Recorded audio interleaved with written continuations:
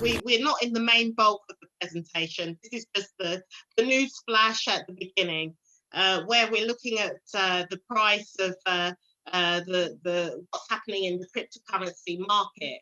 And so this is another cryptocurrency that we can see is actually poised to peak at around 85 cents. It's currently at 53 cents.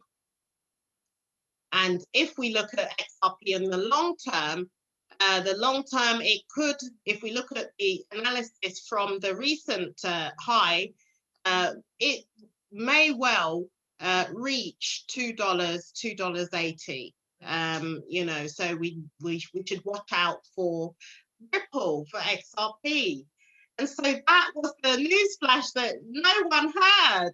And so on that note, I'm going to move on very swiftly to the, let me stop my screen. Let me just come out of that.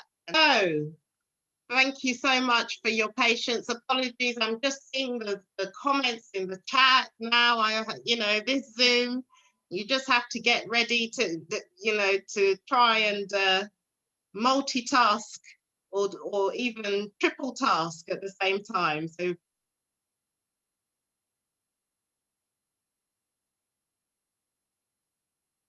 yeah, in the future, you may have seen from the news flash, it's adopted widely now, and even the institutional traders are adopting cryptocurrency. So we are in the right place.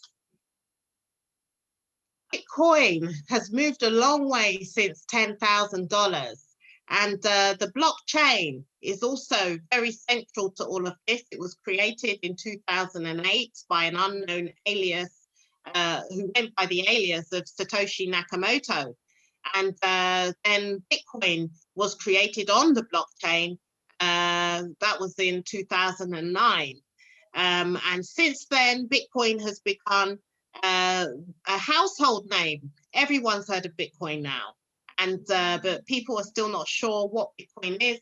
And so they have to rely on the mainstream news, which is playing games with people's future, because digital currency is where people should be putting, diverting their money. If they have money in gold, sell your gold and get Bitcoin.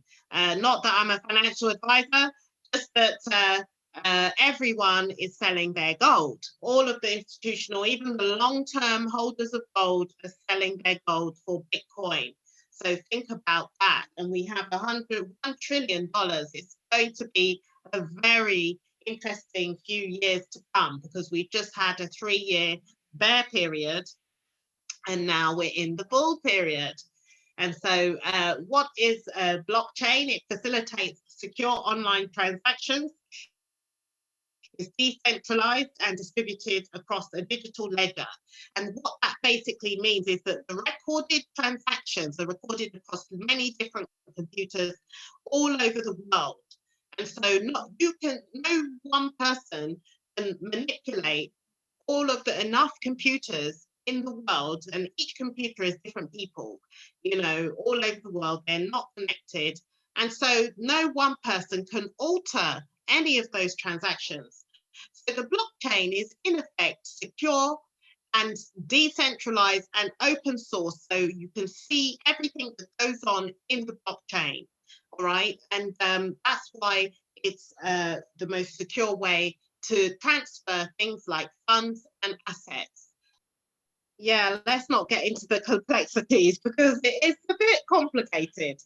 All right, so cryptocurrency will do the same thing to banks as what email did to the postal service. So I'm sure it's been a long time since some of you may have sent a letter in the post, but I'm sure it was not too long ago you were sending an email to somebody. And well, cryptocurrency is going to do exactly that, what email did to the postal service to the banks. And so if you think of the evolution of exchangeable value, in the beginning we started with gold and precious metals, and then we went on to paper currency, wires, credit cards, and online banking came along. and wire transfers. So now we have cryptocurrency. Cryptocurrency is the next stage of the evolution of exchangeable value. And if you think of gold mining, gold is a physical asset. It's limited by supply, so it has to be mined. And as it gets harder to mine, the value goes up. And gold can be bought, sold, and traded for fiat currency, and it can be kept as in its current form as gold. Well, Bitcoin is similar. Bitcoin is a digital asset, and that's the main difference. It's a digital asset. It's limited by supply, and it has to be mined. You'll hear about the term of miners. So miners are mining Bitcoin. And as it gets harder to mine, the value goes up. And so as more people buy Bitcoin and hold Bitcoin, it will become harder to mine Bitcoin, and the value will go up even further than what we've seen today. Okay, because remember, not everybody in the world has Bitcoin. Okay, so significant amounts of people have Bitcoin, but not enough people, not everybody. So when it's finally adopted en masse by everybody, imagine where the price of Bitcoin will go. And so it can be bought, sold, and traded for what we call fiat currency. Fiat currency is the pounds, the dollar, the yen, the euro, the naira. So fiat currency can be traded with Bitcoin, and Bitcoin can also be held held on its current form, is stored in its current form. And so people all over the world are taking Bitcoin as a transactional means of transaction. You just the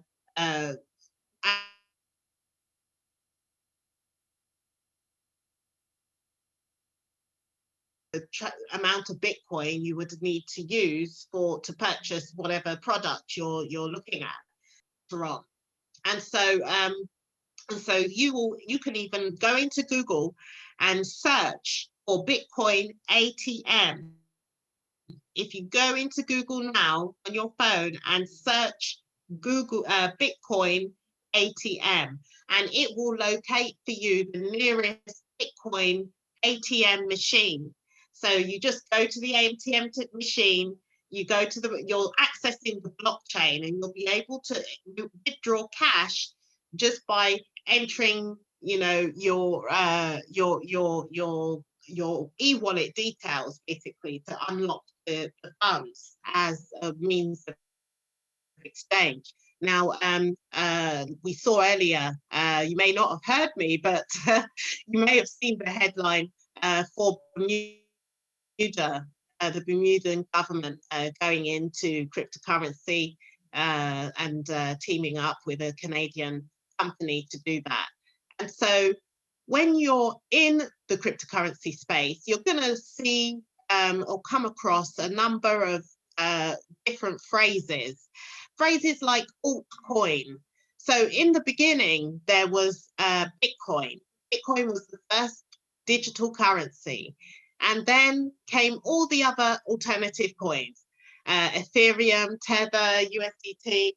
And so altcoin basically means alternative coins. So all of the other coins that came along after Bitcoin. So there's only one Bitcoin, and then all the others are altcoins. Okay, and yeah, we've moved a long way since Bitcoin was $32,000. Now, there's another great resource that you can tap into. It's called a website called coinmarketcap.com. Coinmarketcap.com. If you go there, you will be able to look at all the different cryptocurrencies, including the cryptocurrencies we are looking at today in this webinar. So you will be able to see I think that it's now over 9,000 cryptocurrencies across 33,000 markets, with a market capitalization of $1.5 trillion.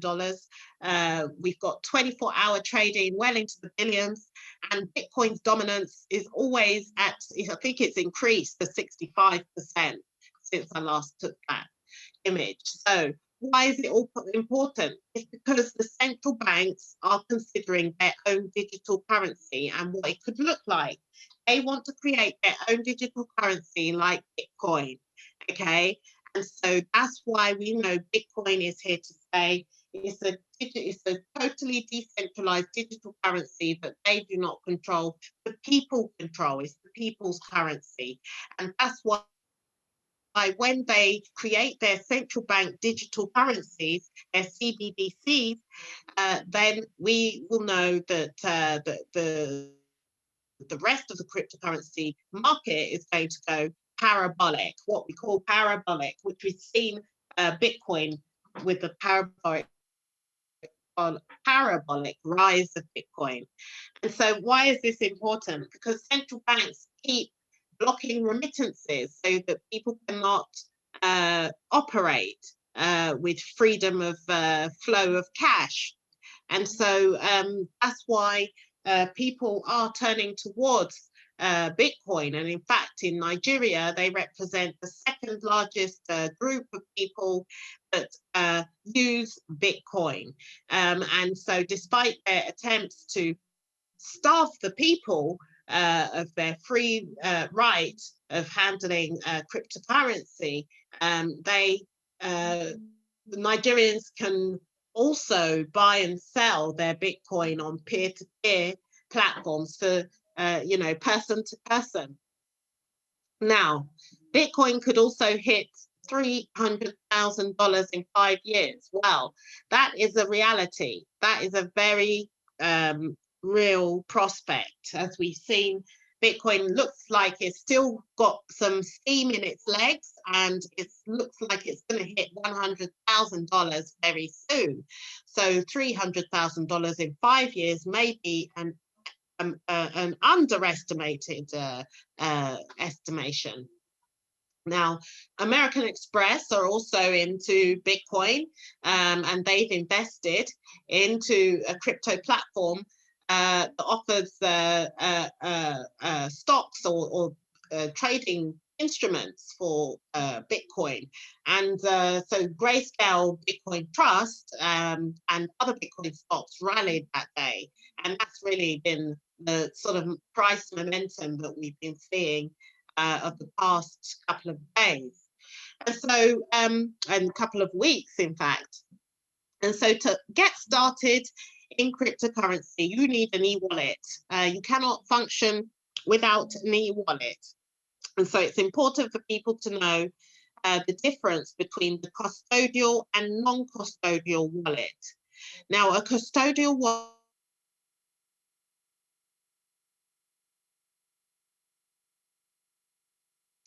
okay, the cryptocurrency is kept on their servers and not on your device. So at any time, your wallet on your mobile phone, for example, your e-wallet app, you may not be able to send any of your funds because the owner, the custodials, the custodian of the wallet that you downloaded may have stopped giving you access to your wallet. Okay, so that's what most exchanges are, custodial wallets and centralized. And so we like to store our Bitcoin in non-custodial wallets. Non-custodial wallets are decentralized, meaning that nobody owns the keys to your wallet. You are the owner of the keys to your wallet. Only you can get into your wallet. I had one lady, she forgot her password to her decentralized wallet, and she didn't back it up. Luckily, she remembered her password because otherwise she would have lost all of that Bitcoin. Okay, so whenever you're dealing with e-wallets or in the crypto space, you will need a journal where you can write down all of your safe passwords and your backup keys. Okay, now you can follow me on Facebook, Instagram, and YouTube on London Crypto Network at Facebook and YouTube. There's also at LCN _be free at Instagram. And so I'm going to tell you a bit about that in the next slide. So Be Free stands for Be Economically Empowered with Financial Residuals and Eternal Earnings. Okay, so that's what Be Free stands for. Be economically empowered with financial residuals and eternal earnings.